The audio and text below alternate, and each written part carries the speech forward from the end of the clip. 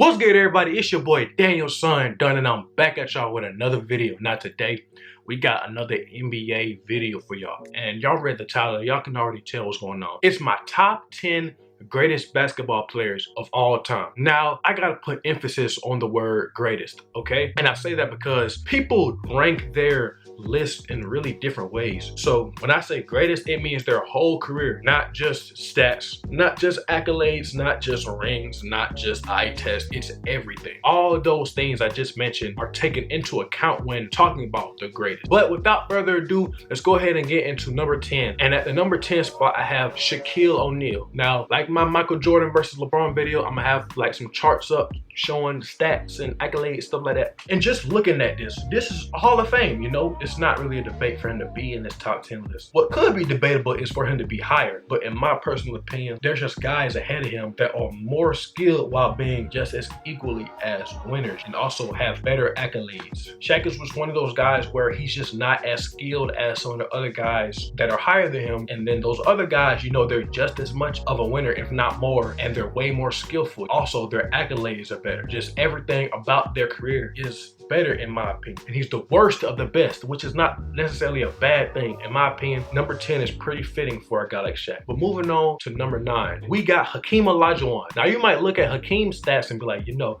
they're pretty similar to Shaq's. But then you look at the accolades, you be like, Shaq has 2 more rings, also more finals MVPs. But this is the difference between the two. Hakeem is more talented and is the better defender, shown by those 2 defensive player of the years he won in the golden age with big men. And then you look at their skill set. Shaq, back down, turn, dunk on you. But Hakeem, the best way I can describe his skill set is look at Michael Jordan, make him 7'1", and you have Hakeem Olajuwon. That's where the difference is for me. Next, at number 8, I got someone who is near and dear to my heart, man. It pains me to put him this low, because, you know, you just say the name and you be like, oh yeah, he's top 5, he's top 3.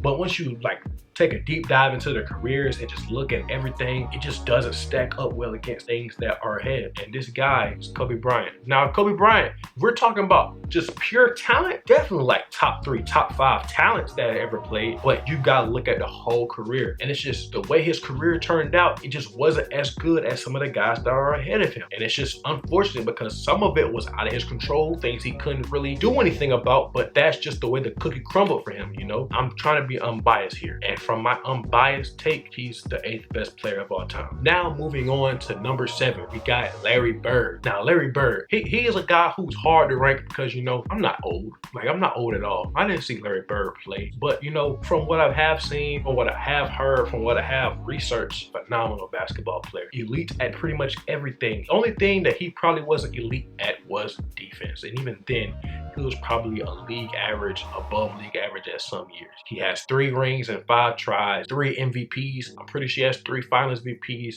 You look at his stats, they're amazing. The difference between a guy like Larry Bird and Kobe is like Larry was much more efficient, and he was also a better passer. On top of him being more efficient and a better passer, he had a certain amount of accolades that Kobe's resume that you couldn't just stack up against. But you know, that's Larry Bird for you. Someone that needs more respect in my opinion, because I feel like a lot of his game is underrated, specifically his passing and just straight up scoring ability is a tad bit underrated. But moving on to number 6, we have Bill Russell. Now, Bill Russell is another one of them guys where it's like, how in the world am I supposed to rank a dude like this? He's without a doubt one of the 10 best basketball players to ever play, but it's really hard to rank him due to the fact the era he played in was basically the infancy of the NBA. It's stuff that is so common for us today, but he did not have things like that, like the defensive player of the year, finals MVPs. They didn't record steals, blocks, and turnovers. Stuff like that just wasn't accessible to a guy like Bill. But I'm a firm believer in, if you're great in one era, you can be great in any era.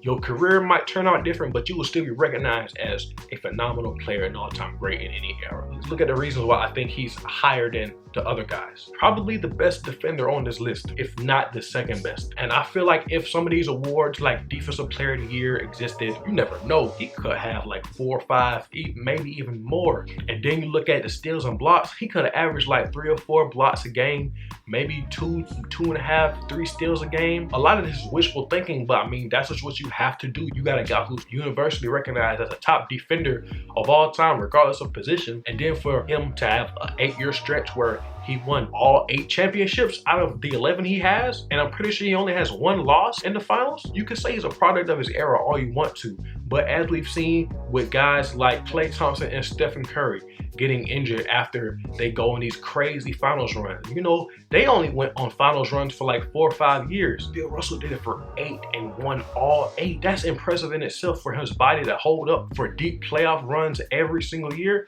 It's impressive to me, and I feel like that's something that just can't be overlooked when we're discussing guys like this. But like I keep saying, when I look at his skill level, even though he's probably the best defender ever, on offense, he was lackluster. I'll be honest, 15 points on 45% from the field, that's not all that good. That's why I have him lower than the dudes who I got inside my top 5. That's why I just can't put him higher than some guys who are almost as good on defense while being hundreds of times better on offense. But let's move on to number 5. We're finally in the top 5 section of my list. And at number 5, I have, in my opinion, the most underrated legend ever and the most disrespected legend ever. And that is Tim Duncan. I don't care what anybody says, he is top 5. And if you don't think he's top 5, he at least has a case. 5 rings and 6 attempts, 2 MVPs, 3 finals MVPs. Unfortunately, he didn't get a defensive player of the year, but we all know Tim Duncan is probably the best defending power forward ever. The only knock you could have on him is that he missed a layup in the finals. Out of a 19-year career, you can only name one thing that's really a knock on him. And then you got to recognize that he sacrificed stats for the betterment of the team.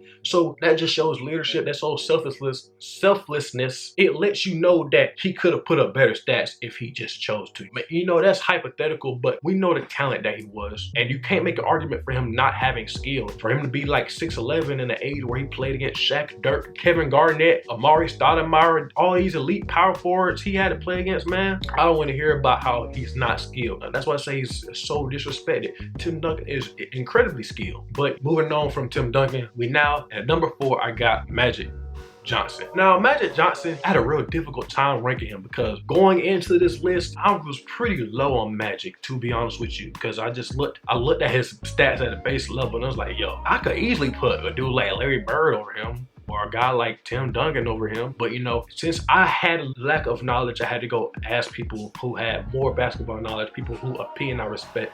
And a lot of them had him in like the top 4, top 3. And then once I looked deeper for myself, I recognized how good he actually was. So I was like, I gotta put him at the 4th spot, because any lower would not be doing his career any justice at all. He is the greatest passer of all time. Then on top of that, he has 5 championships and 9 attempts. He has 3 MVPs, 3 finals MVPs, and even though he wasn't nothing too special on defense, he made up for that with his passing and incredible efficiency. I want to say he has the best true shooting percentage on this whole list. And then for him to have 2 steals a game on top of that, even though he didn't have great on-ball defense, he had a high defensive IQ. Magic Johnson, top 4 player of all time. Could make the argument for number 3, but you know what? I got a guy at number 3 who I think is better, and that's his running mate, Kareem Abdul-Jabbar. You know, Kareem, another guy where I don't know that much because, you know, I'm not that old, but accolades wise, he's probably the 2nd most decorated individual to play the game. 6 championships, 6 MVPs, 2 finals MVPs, incredible stats, had crazy longevity, incredibly efficient, had the most unstoppable move in NBA history. And he another one of those guys where he played in kind of an era where during his prime, an award like Defensive Player of the Year didn't exist. So in his prime,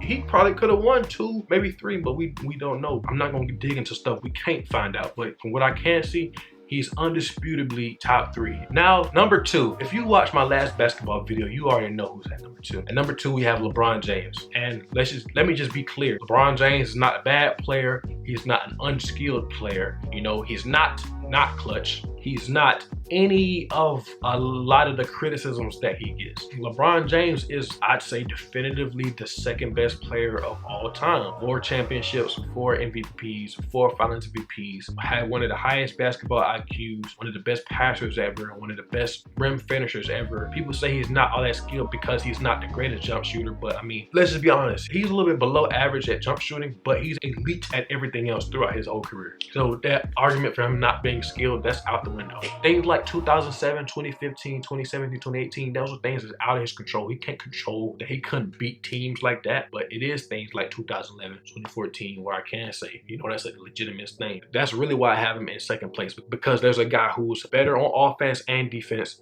There's a guy who has better accolades. So there's a guy who has better stats. You can look at the eye test and see what guy is better, like skill-wise. There's a dude who doesn't have crazy playoff blunders in the biggest moments, like LeBron James, and that's Michael Jordan. I'm not gonna go into crazy detail as to why I think he's the GOAT, because I made a video about him versus LeBron James about a month, maybe 2 months ago. Not only has Michael Jordan had the greatest career, but he's just the best player skill-wise of all time. To be completely honest with you, LeBron has quite a ways to go before he can surpass Michael Jordan. It boils down to, you know, there's a guy who's elite and there's just a guy who's perfect. And it's not a knock on LeBron. That's just a testament of how good Michael Jordan was at the game of basketball. Now that I'm done with the list, I'm gonna put up another chart. It's gonna be right here. It's gonna show the list in order, and it's also gonna be a tier system that color codes the rankings.